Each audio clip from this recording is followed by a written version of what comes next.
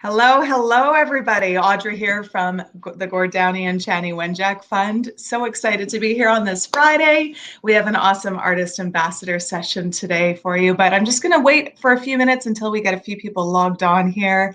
As you join this live stream, if you give me a little wave, hello, a like. Remember that you can also share this as a watch party with your friends. Just hit that share button. If you're watching from YouTube or Periscope on Twitter, you can also comment at any time during this stream. I'll be able to bring up your comments to our artist ambassadors and they'll be able to answer your questions. So yeah, let me know where you're from. Let me know where you're tuning in from and what you've been up to this week. We'd love to have you as part of the conversation. Great. Awesome. Great to see you joining. Thank you. So just as we're waiting for people to join, the Artist Ambassador Program, for those who might be tuning in for the first time, this is an extension of our Legacy Schools program. And in our Legacy Schools program, we're now engaged with over 1,500 schools across Canada, every province and territory. And we're giving them free resources, including Secret Path, the Reconciliation Guide, and all sorts of things to enable educators to help teach about the true history of residential schools and to inspire reconciliation in the school community. Our Artist Ambassador Program has been an extension of that, and we were bringing artists, Indigenous and non-Indigenous, into the schools. And what we've been doing now is, instead of going into schools, because no one's there right now, we've been bringing it to this live stream where everybody can join and we can even share them nationally. So yeah, as we're joining in today, we have joining us Red Path Talent, James and Marika. And I'm telling you, I had a pre-interview with Marika last night. What an inspiring pair of dancers, and everything that they're doing for community and the ways that they're engaging with youth is something that I think all of us can really take the time to listen to today and be inspired ourselves. So just to tell you a little bit about the Red Path movement before I bring them in. So this is a lifestyle committed to living a life of sobriety, respect, friendship, love, and empowerment. The Red Path movement is a journey committed to healing our past, moving towards reaching our highest potential. Part of walking the Red Path is a dedication to living a healthy lifestyle free of drugs and alcohol, which James and Marika are proud to say they've done for many years. Their performances and empowerment programs powerfully blend Indigenous culture and modern flow arts, using it to connect with and inspire spectators around the world. So together, James and Marika have toured across Canada, the US, and Europe. They had the opportunity to perform in front of the royal family and the President of France at the 100th anniversary of Vimy Ridge. And they're always looking for new opportunities. And I know they've been doing a lot of these live streams in this time. So let me bring them in, and then I will tell you a little bit more about James and Marika and each of the paths that they've been on, both together and separately. Hi. Hello. Great to have you. Good to see you. Thank Awesome. you. Good to be on. Yeah, we're so excited. You know, anytime we've had dancers on DWF Live, people have been so engaged and so inspired. And I know it'll be even more so the case with the story and the messages that you share as well. Well, thanks for having us. Oh, it's awesome. We're so glad to have you.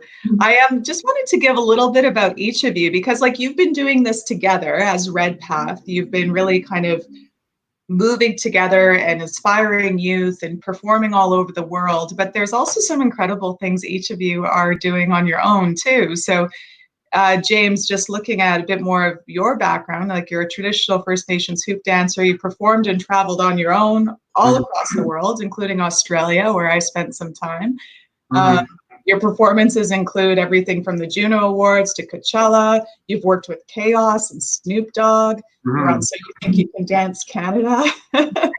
Like, that's a lot. And I saw from your website, you also do a lot of like fitness classes based around dance. And that's just amazing. And then Marika, you're an actress. I hear you both act, actually, but you're originally from the Yellowknife in the Northwest Territories, and you're in the Twilight Zone. You've been playing an Inuit police officer as well in this other show that I'm sure you'll be telling us about. You've been involved in a series called Tribal, and then you're doing, of course, all your work in the schools. And yeah, blowing my mind, the two of you. Thank you. Thank you. Tell us a bit about your journey and what you're working on now. So well, of course, everything is shut down now. So pretty much everything is online. And James and I have been self-isolating for possibly almost 8 weeks now. I would say about 6 or 7 weeks since like March 6th. So we've just been doing everything online and it's been really good. I feel like in a way we're able to reach more people this way, like virtually. So that's been really good. And normally we're going to schools and hosting youth camps as well as acting. So yeah, we've been working on a few projects. You know, some of our online projects where we're trying to move even after like the coronavirus thing happens. We're trying to move a lot of our stuff just online in general, just because it's really convenient and we're able to like reach more people online. So we've been doing that. Also, Marika, she's getting into writing a script. She needs to write a script for a TV show. So she's been kind of planning that, and yeah, we've both been just dabbling into new things. Like I've been doing a lot of social media stuff that I hadn't been doing before. Like a lot of my reach that I've been personally doing has just been kind of word of mouth and through like my prior contacts already. But I'm thinking I want to start a podcast, and I started a YouTube channel and all these really cool online things. So yeah, it's been definitely a learning experience for us, but we've been trying to take advantage of the extra time while we've been in social distancing practicing. Yeah. Well, and you're both actors, and of course the acting and the film industry is trying to adjust in this time as well. So, Marika, are you still working on your shows, or are you kind of writing? I'm just writing right now. Like all shows, all projects, auditioning, everything has been shut down like since the first week of isolation. And yeah, I mean it's interesting because it's such a booming industry when like usually. So for it to just be like on halt right now is pretty crazy, but it's also kind of, I mean, a good break too, to just focus on myself and work on ourselves and work on stuff that we like have always wanted to work on, but never had the time to. Yeah. Tell me about the show that you're involved in now, where you're playing a police officer. So that is Tribal, and you can watch it on APTN. I believe that they just had the season finale a couple weeks ago, but it should be on, I think, 9 p.m. PST. So 9 p.m. PST on APTN and on Thursdays. Great. So that's 12 midnight for those in the Eastern time. Yeah, which is fine. I'm up. I'll tune in if I can. Yeah, that's great. Yeah. Awesome. It was really fun. It was a really good project to be a part of. Wonderful. Oh, I hear a little howling there. We'll have to bring your buddy in later. I can. Oh, that's great. So where was like the traveling that you've done? You've been all over the world, and the two of you traveling and dancing together. And in a moment, you'll share some dance with us, which you're really excited about. You talk about when you were performing in Europe, but do you have any other notable performances that were your favorites? He had so many. Yeah, I personally, I used to tour with this group called A Tribe Called Red. Yeah. So we traveled. They're like an electronic group. They blend powwow music with electronic music. A couple of DJs, and we went all over the place. We got to perform at like festivals all over Europe, and I don't know. I think one of my most memorable ones was performing at Coachella. Yeah. So that was really cool. I got to perform there and experience that, and this other show we performed at in Europe. It was like a big festival. We got to hang out with like a DJ, like a famous DJ named Skrillex, like afterwards and stuff. So yeah, it's been really cool. Like I don't know, there's a lot of really, really crazy, memorable performances. But I don't know. I would say like one of my favorite ones though was just going performing in Australia, like just at the Homegrown Festival. It's like a festival just right outside of the Sydney Opera House. Yeah, I know that one. Yeah, That's great. that one was really cool because there was a lot of Indigenous people from all over like that area, like all over Australia and New Zealand. They had like a ton of like different tribes there performing, and I got to meet and hang out with a lot of really cool Indigenous people from that side of the world. So I'd say that one was probably one of my most memorable because I learned a lot while I was there as well. So excellent. That's great. Well, we'd love for you to share some dance with us. Sure. Yeah. We're just gonna have to move stuff a little bit around, but Sure, yeah. bear with us. Now, as you do that, I don't know if you can still hear me, but we've also interviewed other members of, previously of a tribe called Red. We had Ian Crumpo a couple of weeks ago, and he shared a lot of really awesome teachings and things he's been learning. And then Angela Gladue has been involved with us since the beginning. She was one of the first artists I brought into a school, and yeah, she's awesome. We love her. Yeah, and that's my sis. Yeah. We actually started out together when we first started dancing in Edmonton. We were part of the same dance group. So awesome. Many years ago, yeah, we're from the same tribe. Yeah. So set yourselves up. Don't let my talking distract you. Now, what you're wearing is amazing. We're getting a really beautiful view of that beadwork on your necklace. And oh, thank you. Yeah, wow. My hoop regalia. Yes. And this is Kavik. Wow, amazing. Yes. Okay, please show the passport. Hi. Oh. His name is it means little Wolverine, but it's pronounced like Kavik. It's Wolverine in Nunavut. Wow. And while you're there with Kavik, so tell us where you're from, Marika. You're both living in Vancouver right now. Yeah, we're both in Vancouver right now, but my traditional territory is in Tuktoyaktuk, and I'm a Nunavut from way up there. And so yeah, and then James is Plains Cree, right? Yeah, Plains Cree from Tall Cree First Nations. Very cool. That's awesome. So when you start to dance, I'm going to give you the whole screen like this. Okay, cool. Okay, awesome. Perfect. Yeah, just so you know how much space you have there. So I'll. So I just wanted to give a little bit of a description about this dance that I'm going to share with you guys. So this is a modern flow arts. It represents fire and ice to me. And this is a dance that I've been doing for about 6 years now. And to me, it represents, fire and ice, but also the ability to dance through the good and the hard days, and yin and yang, and just the power of having something to go to. I think is really, really powerful for all of us through our healing process. Once you find that thing that helps you get through the good and the hard days, I think it can be really helpful for everyone, no matter what it is, whether it's painting or hockey or really anything. Just an outlet is so important for us to find. And in order to find those things, I think that you just have to follow your curiosity. Yes. Oh, awesome. All right. So I will be dancing as soon as I get this little puppy out here. Here we go. I'll give you the whole screen. Okay.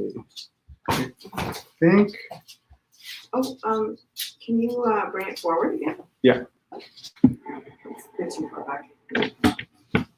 You go right there. Yeah. Oh. He's trying to get in.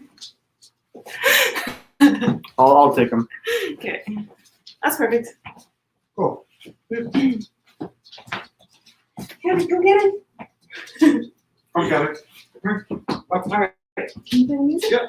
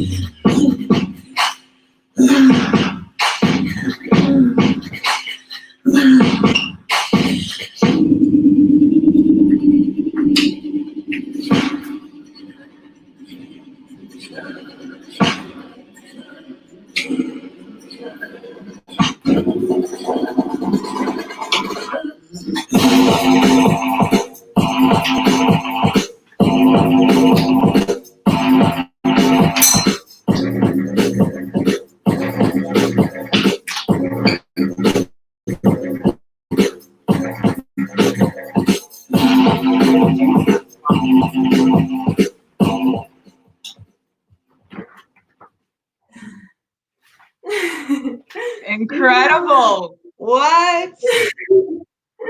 Thank you. Wow. Yeah. Okay. Awesome. Beautiful. Wow. Cool. So that was a little bit of Marika's story and some of the things that she wanted to share. So funny story for me, like most people now, they know me as a hoop dancer, you know, a traditional hoop dancer, also, or a powwow dancer as well. Like if you know, you ask anybody who recently meets me, they're always like, oh, James, the traditional hoop dancer or the traditional powwow dancer. But I actually started out as a break dancer. So my artist journey started as a hip hop street kind of break dancer, and you know, that's kind of where I started learning the arts. You know, the community that I'm from, we are, you know, our community was heavily affected by like residential schools.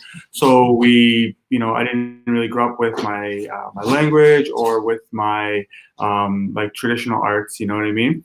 So I had to learn that later on in life, and the first art form I learned was actually breakdancing. So it's pretty cool that that's kind of where I came from. And then, you know, it was after a few years after that is where I started picking up my cultural dances and cultural practices and stuff like that. So I will start out with just kind of showing showing some love to the breaking, the b-boy side. So I'll do a little thing in that, and then I'll move on to one of my main dances. So all right, let's give her. Awesome. Let's do it. I think I still got it. All right.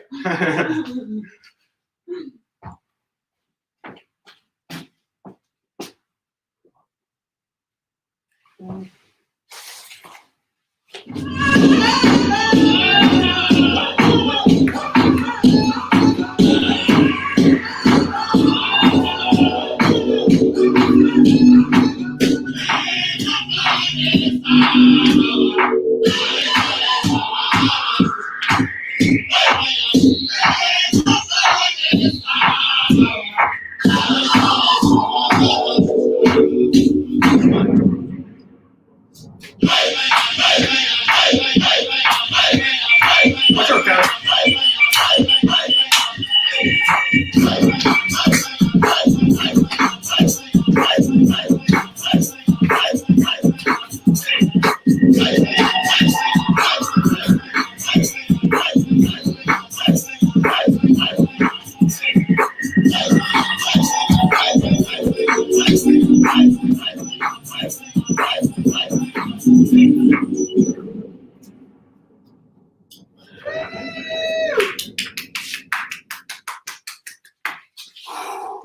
What?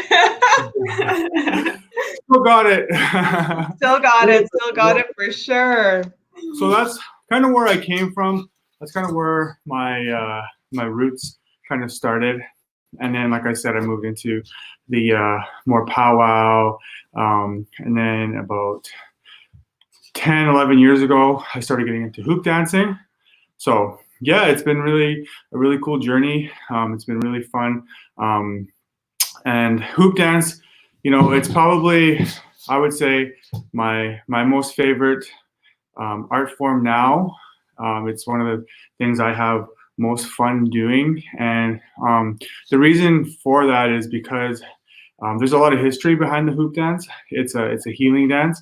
It was originally done in the healing ceremony. So and you know, nowadays it's done in more performances and shows. But we still keep that in mind, you know, the good healing that comes with the dance. You know, we always think of that in our mind when we're dancing. So I will share the hoop dance with you guys now. You don't want to keep that. Awesome. Thank you. Or unless we're gonna go into some questions and we can. Oh, I'm not gonna stop the dancing. No. No, we'll chat after. Show us more. Love it. Yeah. Okay. Yeah. Cool. That's fine. Kevin, he's gonna hoop dance. He's so scared of hoop dancing. Yeah, he is. He's terrified of the hoops. He doesn't like hoops. Let's see. I'll just do. I'll just do 5 for now.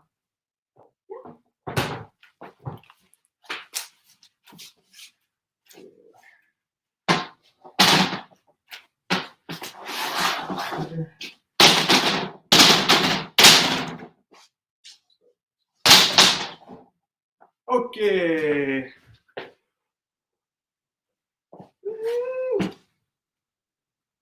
Careful of the Kevin that's on the ground. Yep.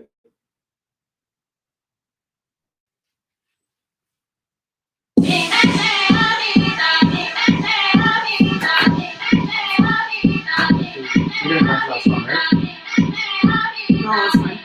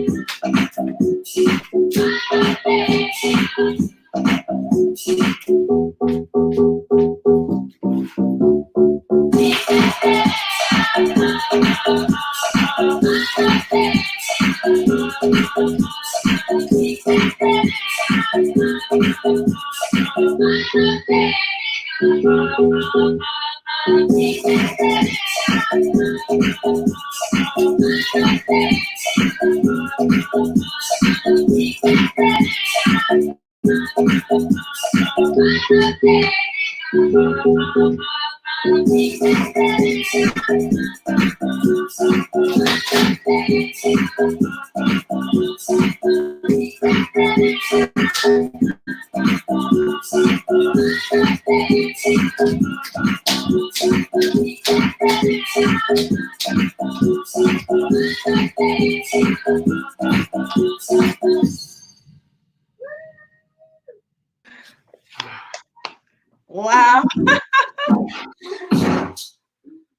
Amazing. Amazing. Wow. It's hard to do inside the house. I'll bet. Honestly, you kill me at the end when I'm watching you jump through that hoop. I don't know if I've done any jumping in the last 6 weeks. Oh, I know, right? This whole quarantine, I know everyone's been Netflix and chilling, but we've been having a lot of. We actually have a decent little space here, but the roofs are really, really short. Mm-hmm. So we're having to keep our distance from the roof. So I think we're gonna just move the computer back to the couch. Sure, and we'll have a chat. Sounds great. Yeah, you're gonna want to sit down after that. Maybe a glass of water. Wow, that was incredible. Thank you. There's some great comments coming through from people too. It was so nice to see people watching. So Bethany here said, "This is picking my day up big time." Aww. Penguin Laugh, who always tunes in from Periscope there, is saying beautiful. And that was earlier, Marika, when you were dancing. Nice heart for Maria. Marianne Graham from YouTube is saying it's a gift to watch you. Oh, thank you. Yeah. Appreciate And Charlie said, "Hiya, my friend Frida Slavs loves your videos. Would you wish her a happy birthday? Thanks." Happy birthday, Slav! Happy birthday, Frida! Happy birthday, Happy birthday to you! Oh, that's lovely. That's lovely. Yeah, so I mean, we'd love to hear more about your story. I mean, I know that you do a lot of motivational speaking and talking with youth, especially with the whole journey of sobriety, and you've been really promoting that, not just telling your own story, but telling people about how powerful it can be to look inside themselves and examine themselves. Even in this time, Marika, you and I were talking about what a powerful opportunity we have to examine ourselves in this time. So yeah, tell us a bit about, first maybe just about your journey and why sobriety has been such a big focus of Red Path. So Red Path, I mean, sobriety has been a big aspect of both James and I's lives. James decided to be sober when he was 16. Yeah, well, I've been sober now since I was 16 years old, and you know, it's been almost 16 years now, 17 years now that I've been you know, drug and alcohol free. And I mean, for me, like I don't know, like it's really helped me in my life, you know, being able to just stay clear of those extra negative things that are really hard, especially on a lot of you know, my friends and family that I, you know, growing up, I've seen a lot of really close people being really affected negatively by, you know, drugs and alcohol and stuff like that. You know, I've seen a lot of relationships wrecked because of it. I've also seen just a lot of you know, careers, and just a lot of close people to me in general have lost a lot due to drugs and alcohol. So I made the choice when I was a teenager that I'm just gonna not do it. You know, I'm just going to try to stay clear of it and try to pursue my goals and dreams without it. And you know, that was one of the things, one of the groups that I performed with when I was younger, which is called the Red Power Squad. It was a group, a local group in Edmonton, Alberta. When I was younger, we there was a rule, if you wanted to be in the group, you had to be sober, you know, because we were doing a lot of youth work. We were doing a lot of work with communities and youth at that time. And one of the rules was if you wanted to be in the group, you had to be sober. I've just kind of really kept to my own and my own healing journey without that stuff. And, you know, I don't, like I said, and also too, like, don't take it as like, I'm not saying people who do it are bad or anything like that. You know what I mean? Like, whatever. Anyone can has their own journey that they're on, their own healing journey. And, I don't judge, or we don't judge anybody who does, drink or whatever like that. We're not here to judge people. We're just here to share our stories and just here to share like how it's helped us, stay away from it. And we all know what's best for ourselves too. And it just so happened that like it was the best thing for us at that point. And I've been sober for about 7 years now.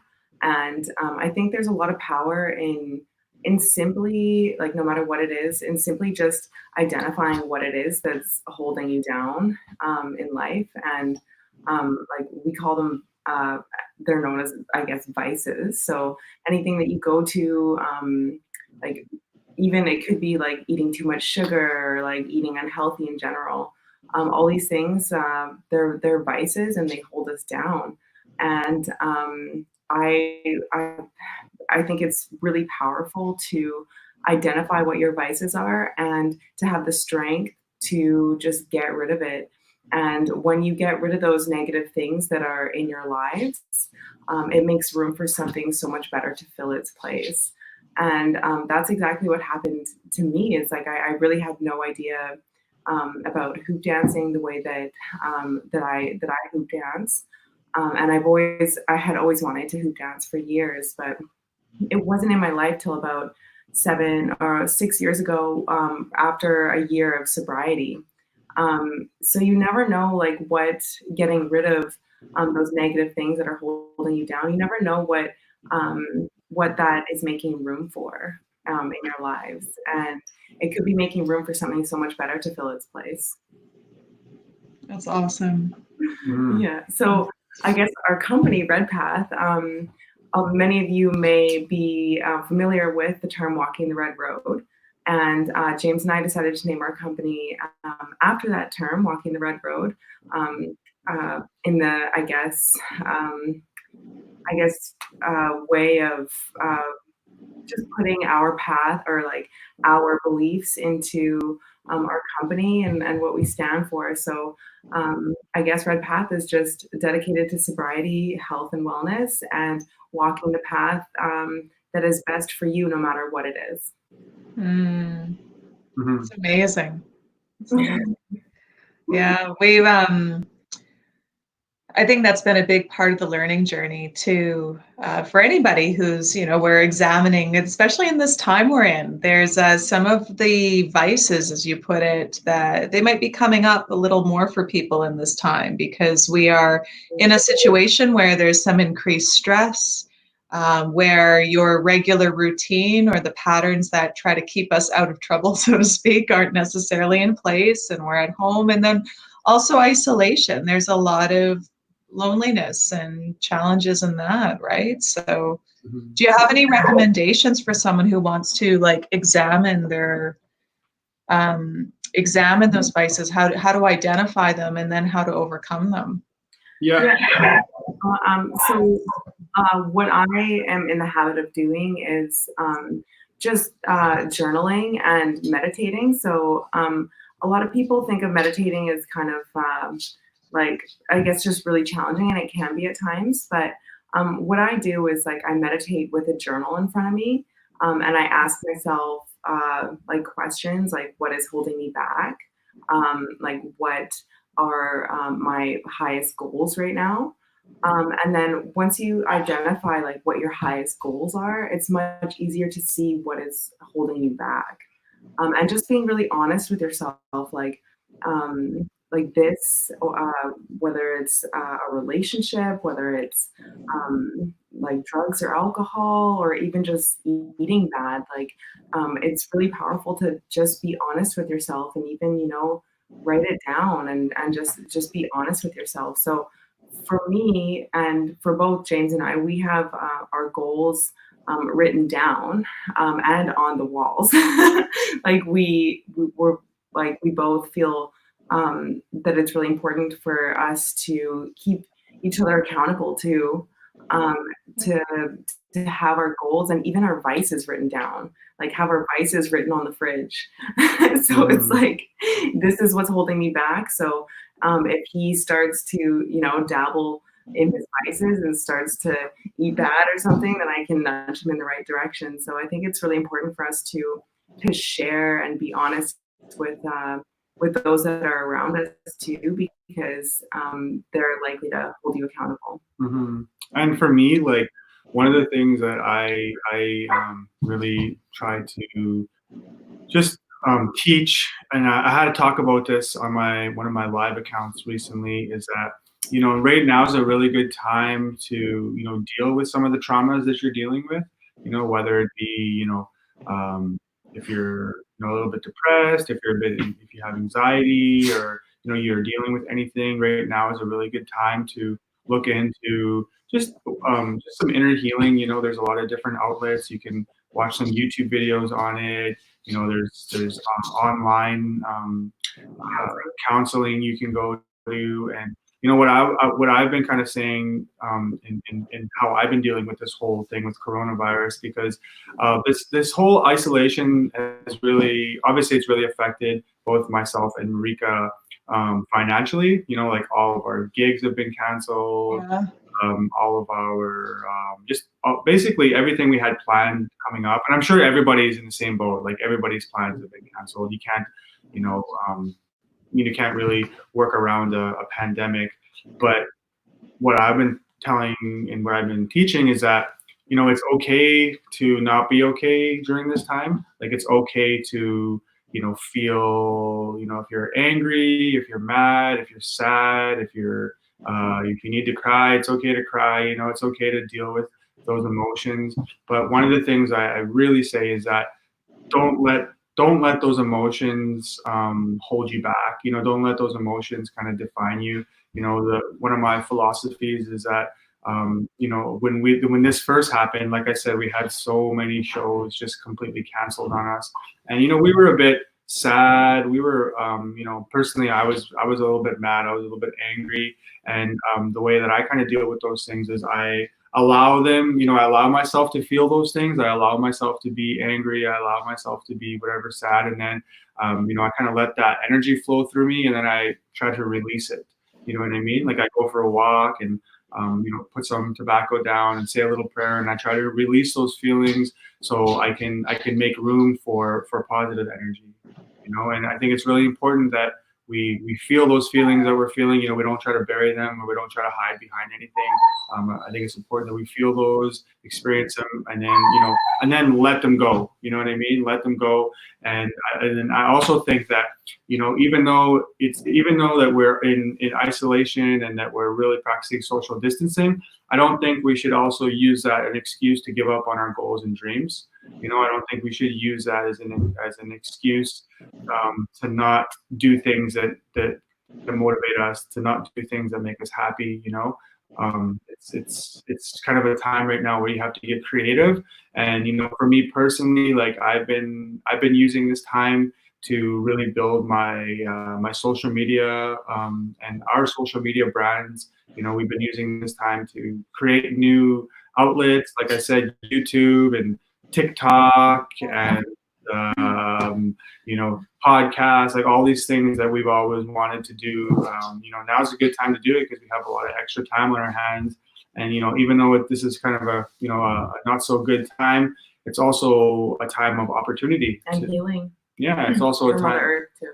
Yeah, it's also a time of opportunity to dive into the things you've always wanted to do. Like even little things, like I always wanted to learn how to pray better in my traditional language, which is Cree, Nekiao. And I reached out to one of my friends on Facebook and just said he's a fluent speaker, and I just asked him, hey, can you show me some some prayers in my language? And he was really awesome about it. He sent me like this whole list of different Cree prayers, and he even sent me like audio so I can practice it.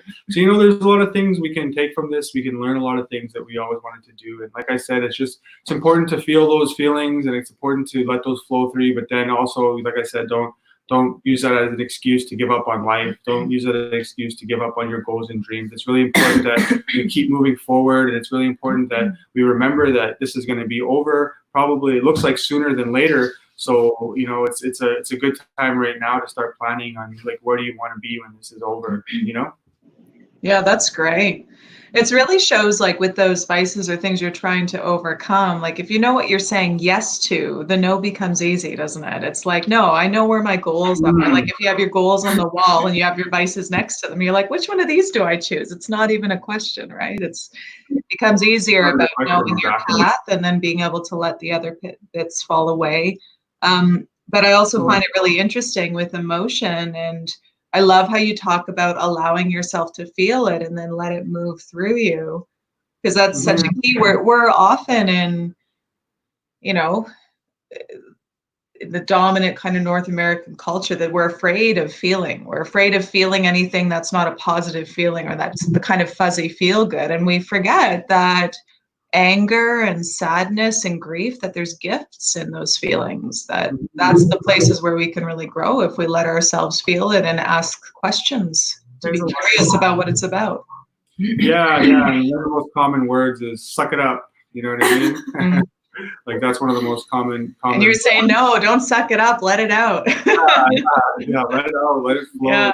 You know, like those are the words we need to start practicing. So and one other thing, like when it comes to motivation, I like one of like the things that has helped I think both James and I the most is not relying on motivation to to get you to where you want to go. Like Right. the most common things people say to me is like, how do you have all the motivation to, like, I would do that, but like if I had motivation, or they say, I don't know how you have the motivation to stay up so late practicing like what you what you do. It's so motivated. And I'm like, it's not motivation. It's like, it's identifying what I want in life and the steps and how to get there. And then the steps down to the day. So like figuring out what you have to do every single day in order to get to where you want to go.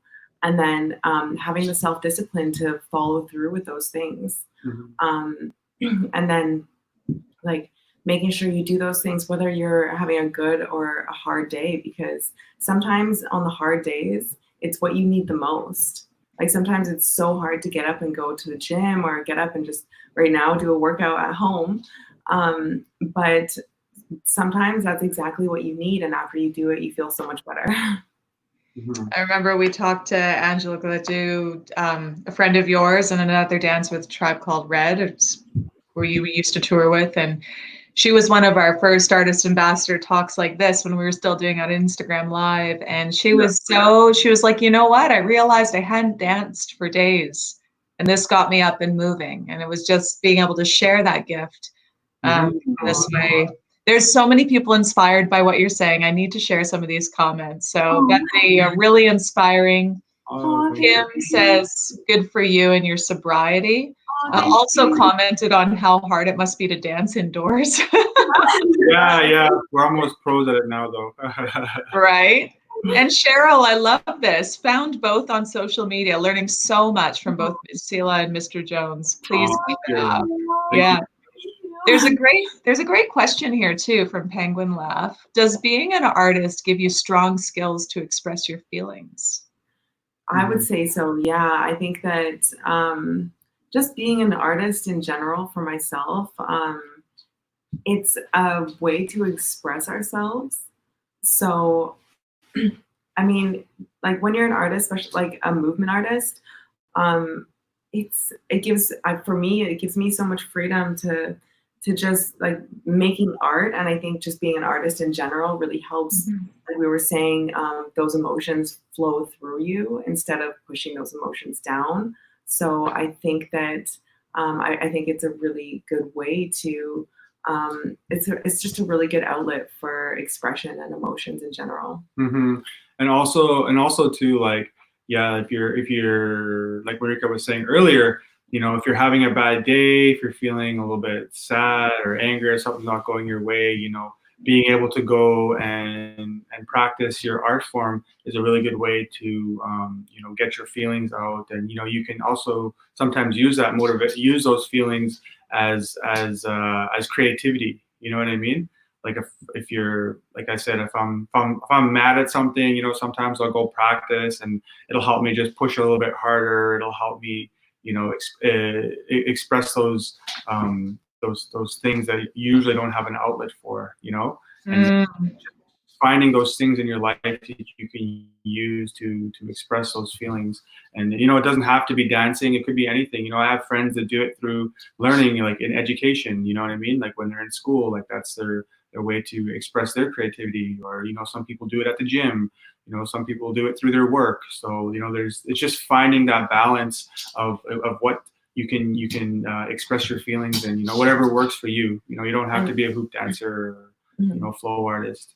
And I think that everybody has like hidden talents inside of ourselves, just like hidden little like jewels inside of our hearts. It sounds so cheesy, but I do think it's true. And I think that once we like strip back those layers, those vices, those things that are holding us down, that's when those hidden little jewels come to surface. And we discover those parts about ourselves that we're really passionate about. And whether that's through sport or through dance or painting or carving or whatever it is, a lot of us have no idea what we're capable of until we strip back those layers that have been holding us down for sometimes so many years. Because I know for myself, like I had no idea that I was even capable of just hoop dancing. And I'll share that with you guys in a bit here. But I had absolutely no idea like what I was capable of until I just got rid of what was holding me down. Wow. And I think, you know, what you're both really saying there too is everybody, sometimes we think of artists as being this special breed, and indeed they are, but we all have the capacity to create. We all are, you know, creators in our own right, and expressing those feelings and letting it flow through. So I think as you were asking, Penguin Laugh, like it can give strong skills, because as you're used to, the more you get used to using a craft or using an art to let it flow through, the easier it gets to feel those feelings. Yes. And, you know, they said, then not cheesy, very true. So, no, it is. It's great. It's beautiful. Beautiful. Thank you. Really inspiring. Thank you. Thanks. So should we do some more dancing for you then? Would love that. And you know what? We'd even, I don't know, for everybody who's watching, do you want to learn a few steps after? Maybe James might be kind enough to teach us a few. Yeah, sure. See how our time's going. But we would love to see some more dancing, and I'll give you the full screen again as you get set up. Awesome. Thank you. Yeah.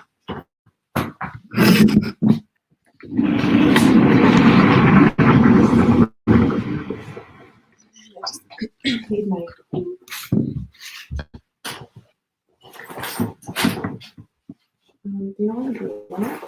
The what? The blue one?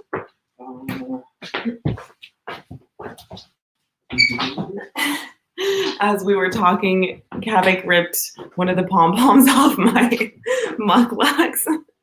Luckily, oh no! These are my spare mucklucks. These are the ones that he destroyed when he was really little. Oh no! He's 9 months now. He's so cute. He's getting better, but he's still a bit of a rascal. Yeah. Just 1 second here. It's the blue one. I don't see a blue one.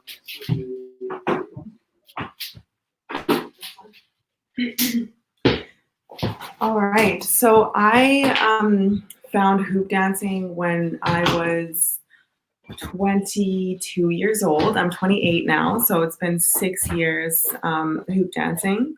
And I found this in Costa Rica when I was going to a yoga teacher to get my yoga teacher certification. And I thought that trip was going to be like totally about yoga, and I was going to come back like a full-blown yoga teacher. And that's what I was going to do for the rest of my life, was just teach yoga. And little did I know that I would find hoop dancing the very first day that I got to Costa Rica. And the minute I found it, like because one of the girls there, she was a hoop dancer, and I told her, I was like, I wish that we were at a hoop dancing retreat right now. And after she showed me like her ways, my life was completely changed. And I came back, and all I focused on was hoop dancing, and it's been my life ever since. Beautiful. Can't wait to see it. All right. Anything.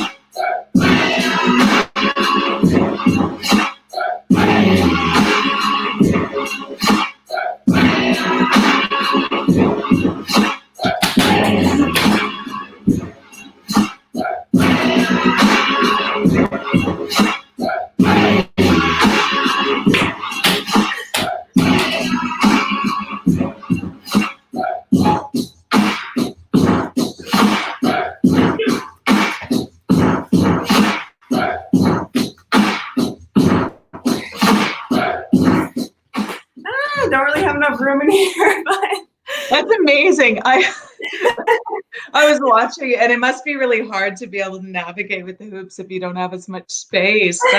That's incredible. The hoops feel way bigger when we're like in the space like this. Yeah, well, you can move a lot more if you're outdoors or on a stage. And there were some things you're doing there I've never seen in hoop dance before. Like, yeah. Marika's hoops are probably twice the size of mine, so yeah, like the ceilings are really low, so hers hit the ceiling a lot. Right. On the back wall. Yeah. The one that you were doing by your legs, where you were like almost switching one leg to the next. I don't even know what was happening there, but yeah, I was trying to, because normally I do like one leg to the other leg, but I'm like the roof is so low right now, so so really amazing. Yeah. Well, you've adapted very well for the space you're in. Yeah, that's something that, I mean, like with hoop dancing and with performing in general, like so many just young kids, they're like, I don't know how you do that. Like, I'd be so scared of about dropping the hoop. And it's crazy because this art form is so humbling at the same time as it is like, it gives you confidence. It's a very funny mixture of both, because I mean, you never know when you're going to drop the hoop. Sometimes it's like, on the easiest trick. Like it's not even a trick. You're just like spinning it like above your head. And like you'll just like it'll fly off your hand like into like the crowd. And it's just it's a funny art form because it really does like it keeps you humble. It keeps you very focused and like in the moment. And it also just teaches you like just like that old saying, like to get back like on the horse, like anytime you fall off. And as embarrassing as it can be, like on like big stages, like you just have to pick your hoop back up and keep going. And yeah, it's interesting, but it teaches you to just keep going, whether you're embarrassed or you're not, or you're judging yourself or whatever. I mean, like if you love something, you'll keep doing it. And that's just what I've kept doing. Like, I'm sure James has had some really embarrassing moments on stage too, but it's just something you have to get over and something that gets easier with time as a performer. So I always like to share this because I never want anybody to want to get into performance arts and just be scared of like falling off the horse, because it's going to happen and you just have to laugh it off. Yeah.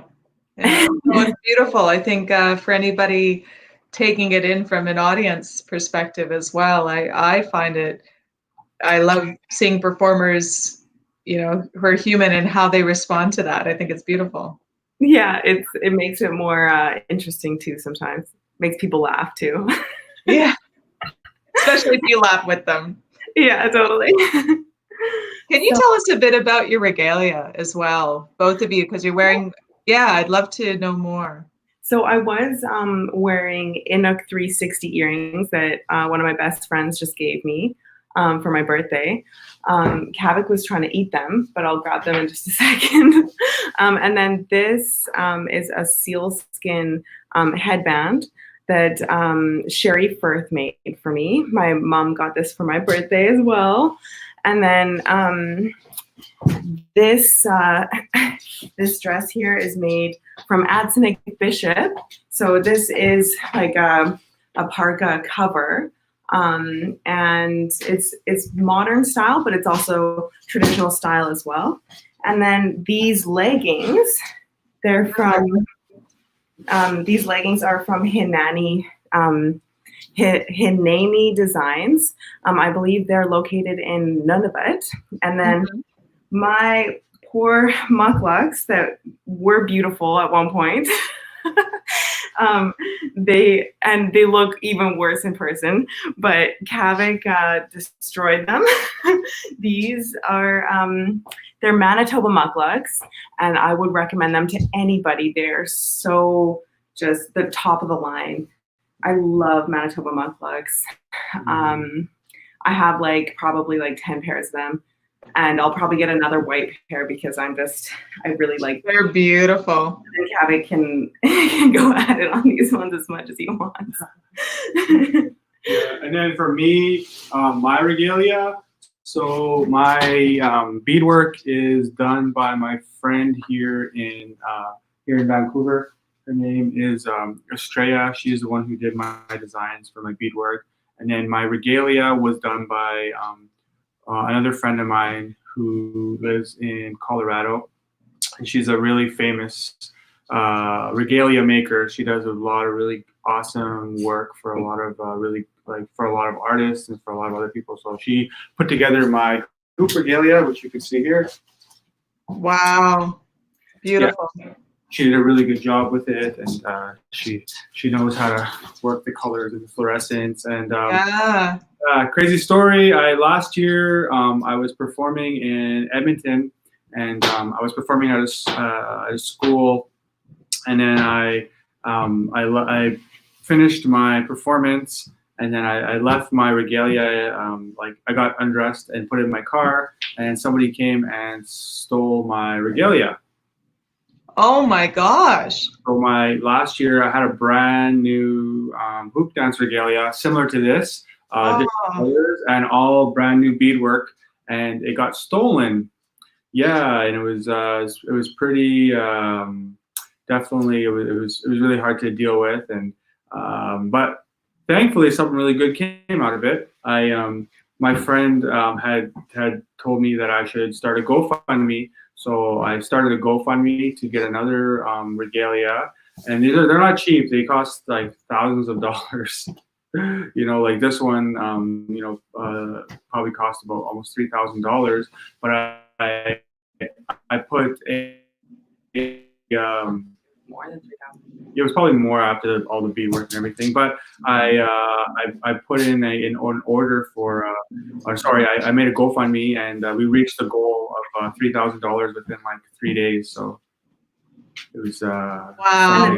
And it was really cute because everybody kept sending him money because they just wanted to be a part of his regalia, and like they wanted to be. It was so cute. They I think he got up to like 3,500 or something just because people kept sending him money. Yeah, and I just tell people to be part of it. Stop. No, it's done. Like, don't send anymore. Like, but then he got an extra awesome regalia. Yeah, but then I was able to get some like really nice like extra beadwork.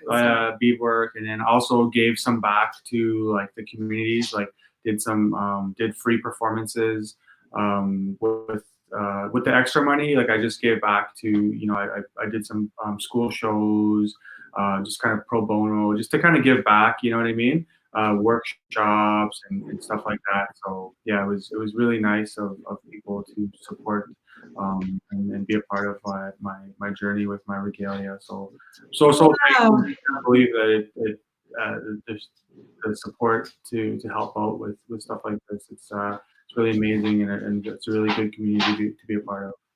That's lovely. Just letting that generosity flow through, and every person who contributed to your regalias are now, it's almost like they're there dancing with you. Yeah, they're part of the story now. Yeah. Oh, that's great. Wow. This has been so wonderful, both of you. Thank you. Thank you so much. Yeah, thanks for having us. We really enjoyed being here, and we're really happy that we're able to come on and share our story with everybody who's watching and with you. And we thank you for this opportunity. Yeah. Thank you. Really, it's been wonderful. Minutes of the powwow fit. I'm sorry? Do we still have time? We have a little bit of time. Yeah, we would love that if you don't mind showing us a few things. It was 10 minutes or so. Yeah. Maybe I'll just do one song. Sure. I'll do one song, and we'll do a little bit of powwow fit in there. So I teach powwow. I do this. I've been doing this thing now for a bit called powwow dance fitness, and it's really similar. I guess if you can compare it to something, it would be similar to Zumba. So except instead of salsa dancing, instead of Latin dancing, it's with powwow dancing. So it's cool. It's like a powwow dance kind of cardio fitness thing. But I won't go into the crazy fitness part today. I'll just I'll show more of the dance moves that I do in it.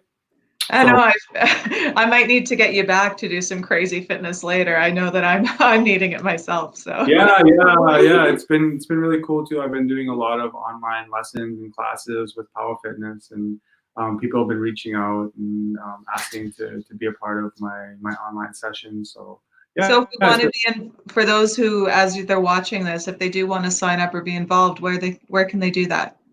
You can just find me through social media.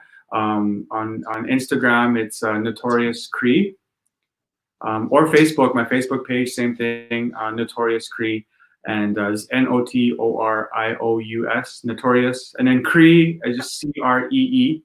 And yeah, you can shoot me a message, and I have classes, online classes, and I also do a lot of lessons. I'm doing a lot of that stuff right now. So if you're interested, just give me a holler, and we'll set you up with some powwow fitness. Also, you can check the YouTube page too. I'm uploading a lot of fitness content on my YouTube page as well, which is also Notorious Cree. So yeah. Okay. I'll say, I'll put this all here in a message as well. Awesome. Great. I have it already. Okay, so we're gonna do some powwow fitness, and I'll kind of show you a little bit of some of the moves out there. So the That'd be great. I'll give you the full screen, and everyone at home, give it a try, and then post a comment at the end. Let us know how you feel. I'm going to do it myself too. Awesome. Woo-hoo. Yeah, good. Keep it. Maybe put it low though. Is it on? Maybe it should be on. Okay. No. Okay.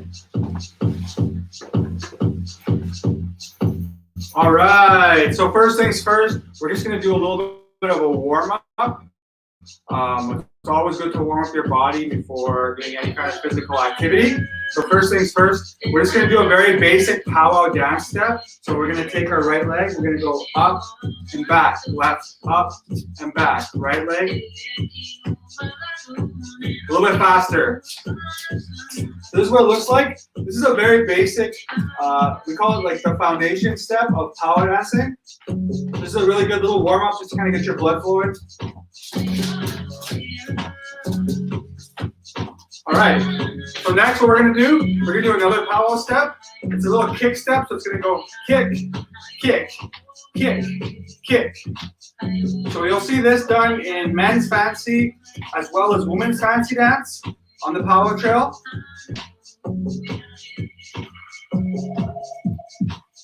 Just make sure you're breathing.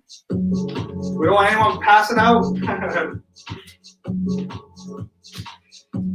All right, let's try another one, all right? We're gonna go into a men's fancy. So we're gonna go up, down, up, down, up, down, up, down. So this is a men's fancy step. Let's try the other side. And just remember, this is just a warm up right now, so we're just warming up. Okay. All right. We're gonna go to another one. So this is a woman's fancy shawl step. So woman's fancy shawl. You're gonna have your arms out to the side. You're gonna go up, back, up, side, up, over, up, side, up, over, up, side. You're gonna switch sides. Up, over, up, back, up, over, up, back. There you go, just like that. All right. So now we're gonna do the last step. All right. So this is more of kind of like a kick out step, another fancy step. It's just all you do is you're gonna bend down. You're gonna go out, back, out, back, out, back, out, back, just like that. Nice. Just like that. Yeah. Okay. Let's go through those again, just really quick, just for a warm up. So we're gonna go back to back, all those different steps, and then we're gonna try it to some powwow music. All right. So let's try it. So slowly, 5, 6, 5, 6 powwow steps. So we're gonna start with this one. Remember, with the powwow foundation step.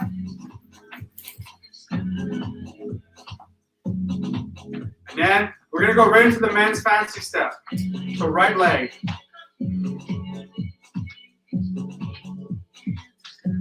Just like that. And we're gonna switch legs. Another men's fancy step. Then we're gonna take the kick out step. Kick, kick, kick, kick, kick. Just like that. And then into the woman's fancy shawl.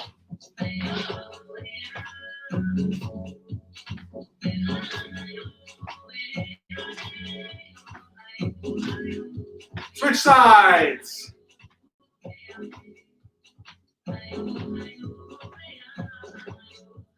Last one.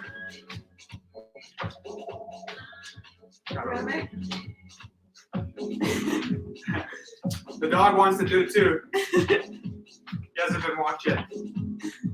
All right, let's do a little stretch.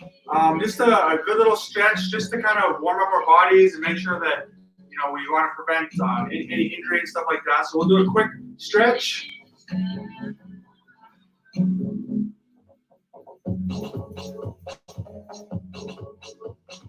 Go down as far as you can. And we're gonna go into a sumo stretch. So you're just gonna use your forearms to push out your legs. Make sure you breathe. Inhale, exhale.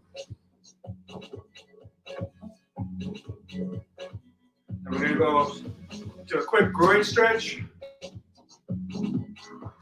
Sideways. And if you can, try to lift your hands up just to get a bit of a deeper stretch. Oh, there goes the calf. Other side.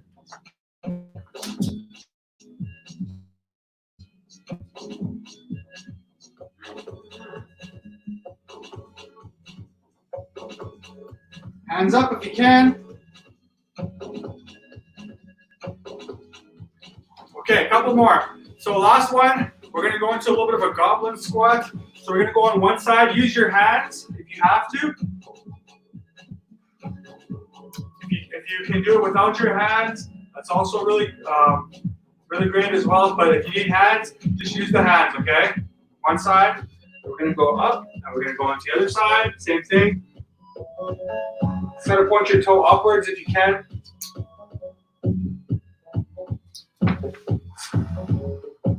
Exhale on the way up. Marika, yeah, grab the baby. All right. Whew, how you feeling? You feeling good? Feeling deadly? Feeling great? Awesome.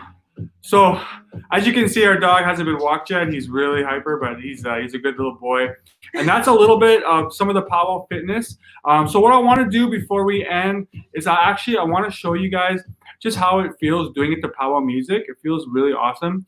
And I want to actually turn the powwow music up while I do this. So you're not going to be able to hear me, but just try to follow along like the best that you can. Like try to follow along the best that you can.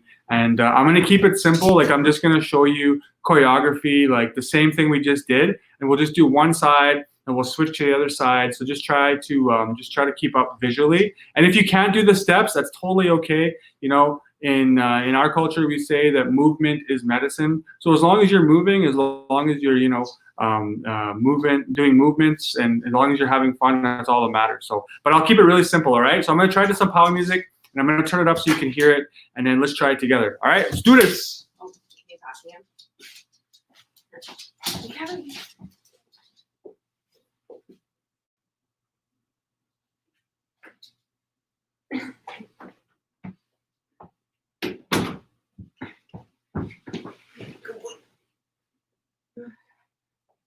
Just gonna pick a good song for you guys.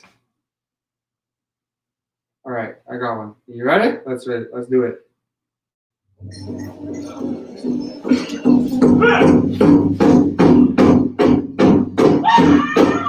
right.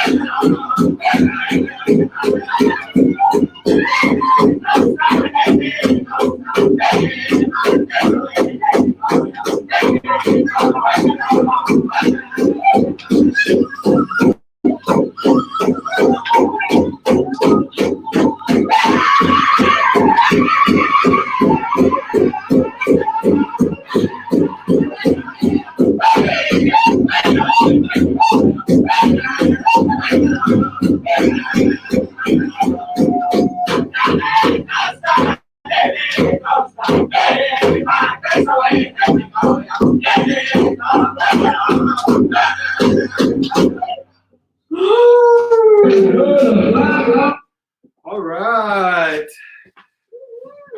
Woo-hoo. That was. Yeah. Felt good to move. Yeah, it's really good. Like I said, like just movement is medicine, and that's one thing that I always say when especially when you're doing any kind of physical activity. It doesn't really matter how precise you are. All that matters is as long as you're getting your heart rate up, as long as you're doing a good little fun workout. You're working on your health and wellness. That's what's important. Yeah, I find in this time, like that was great. That was perfect. Even just moving for 10 minutes, a little bit in the day, same little bit. Yeah. No, like I was actually just thinking today, they've been so stationary because we're not going out, even the normal walking I'd normally do, or, and certainly I haven't been going to the gym, or I haven't been running because it's very busy down here. So it's good to build it into your day. And, one question I had for both of you, because I know you're quite disciplined and like you really have a focus on your goals, is how do you structure your day to make sure that you are doing those good things for your body and for yourself? Well, one of the ways we do it is we kind of have like a personal checklist, like a quarantine social distancing checklist that we try to follow pretty much every day. And one of the things that really important is to, number one, try to still eat healthy. Eating good. It's really important that. It's really easy, especially just being home. The first instinct you have is to like grab a bunch of cookies and sit on the couch and watch Netflix. You know what I mean? And it's really easy to get into that routine. But we figure that if you're going to be at home, if you're going to be stuck at home, you might as well be practicing healthy practices if you can. And so we've been having like a little checklist. One thing is we try to eat healthy while we're at home. Number two, we try to make sure we get work done every day. So we try to dedicate a few hours to our different social media platforms, answering emails, contracts, whatever. We make sure we put time aside for work. And then also at 6 o'clock every single day, we walk over to a little field just close to our house, and we do a workout. So we go and we bring our hoops, and we bring our music, and we do like maybe 30-40 minutes, a good little quick workout. And even though like we're tired, or even though we don't feel like it, like we know it's really important to keep up the practices even though the gyms are closed. So we work out there, or we just work out at home. We just make sure every day at 6 o'clock we work out, and then we practice usually afterwards, and then same thing in the evening. We'll usually try to get work done, and it's a really simple checklist that we have, and we really try sticking to it. We try to keep it going, and obviously it's not going to be like that every single day. Like some days we're just like, oh, okay, we need to just take a day off. But like we were saying earlier, it's really important to try to not use the situation we're in as a excuse to give up on life, because life goes on, and we still have today, we still have tomorrow, we still have the future to look forward to, and it's really important that you keep that in mind during this time as well, that it's okay not to be okay, but it's also okay to work on your goals and dreams while you're taking this time off. And I think as well, it's like what really works for me is like not setting. It's like I taught him like backpack. I go like backpack, and then he goes on my back. So he's just trying to do backpack right now. Oh, that's so cute. His favorite spot, like in the car and like whenever we're traveling, is like to go on our shoulders. Like he'll like, I don't know where he got it from, but I think it's because like ever since he was a baby, he was like crawling into our hoods. Like I couldn't believe it. It was so cute. But what I was saying is like I think that it's so important for us just to get out there, and that's like the hardest part is to get out there and like get started. So in my mind, if I set my expectation a bit lower, then like if I'm like, okay, my goal is just to get out there and to do like 20 minutes. If I just tell myself that, then I'm more likely to actually get out there, and it's kind of a trick because I'm like, okay, once I'm out there, I'm gonna enjoy it. So if I just don't put too much pressure on myself, and just the number one thing is just to get out there and get a little bit of practice in every single day. Because a lot of the time you'll think that you're just gonna do like 20 minutes, and it ends up turning into like a 2-hour practice because that may have been exactly what you needed that day. And sometimes like we go out there and we're like all motivated and we're like, okay, like let's do this. Like we're gonna have a good practice today. And then for whatever reason, we just end up practicing for like half an hour or like 20 minutes, half an hour, because I don't know, it's different every single day. But like the number one thing is like just to get out and practice like what you love, no matter how long it will work. Yeah, and one of the things that like I try to teach when I'm doing my fitness and wellness stuff is that, you know, it's we have a lot of expectations of ourselves, especially like when we go to the gym. You know, like what happens to a lot of people when they're working on their physical or even their mental or spiritual wellness is that we have all these really high expectations. Which is fine. It's okay to have those expectations. Like you want to complete goals. Like everybody wants abs, you know, everybody wants to be healthy and look good and feel confident. But I think it's really important and it's really key that what Marika was saying is that, you know, we just make sure we practice and we just make sure that we get there and get a little workout in. Like even me, like, you know, I think I'm pretty fit and, you know, I think I'm usually pretty good if I'm working out, but sometimes I'll just personally just do like a 10-15 minute quick workout. You know what I mean? Like if I know, even if I'm not feeling it or whatever, I'll just say, man, okay, well, I have to do this for at least 10-15 minutes. I'm just gonna put some music on from YouTube and just dance for like 15 minutes, do some push-ups. And you know, that's good for me some days. And if you have those expectations, you're more likely to do it every single day. Then like, you know, sometimes it can be daunting, like, oh, I want to go to the gym, but like I don't want to have like a 2-hour, 1 hour. I don't want to run on the treadmill for 40 minutes and then have like an hour and a half like workout and stretch, and it could be daunting, you know. So getting in that mindset that it's okay just to do like 10, even 15, 20 minutes, it's totally okay, and you're more likely to do it every single day, you know. So and celebrate progress, right? Celebrate showing up. Exactly. And I think that like for me, especially when I was first starting hoop dancing, it was like really beneficial to practice in the morning. And I would like to get back to that these days, but it's just, I mean, it takes time to build a good schedule, especially around everything that's going on right now. But I feel the best when I practice like in the morning, like right after I take Kavik out. Like I feel the best when I had done like a good solid practice in the morning, because then you kind of check that off for the day and then you can do whatever you'd like for the rest of the day and you don't have to worry about it. Mm-hmm. That's great. Well, we've had a nice practice of dance today, and Cheryl wrote a comment while we were, said she did the current upload James has on YouTube and it was fun. Oh, nice. Awesome. Well, I'm going to be doing part 2. I'm going to be releasing it on Sunday. So right. I'm releasing one every week. So I'll be releasing one Sunday afternoon. So yeah, if you want to do part 2, be ready to rock and roll.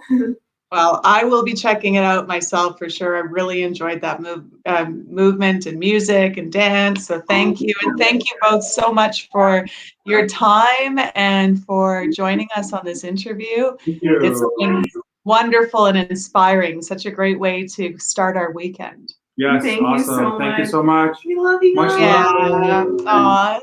Much love. Thank you. Thank you, Audra. Thank you. And again, we want to just say thanks to our friends at RBC Future Launch for supporting the Artist Ambassador Program. This has been a great program. Next week, we have some amazing amazing artists we're going to be talking to. Definitely check it out. We're going to be posting the list, and one of my very exciting interviews coming up is on Wednesday with Tanya Talaga. So I'm very much looking forward to that. She's the author of 7 Fallen Feathers and also the Massey Lectures, All Our Relations.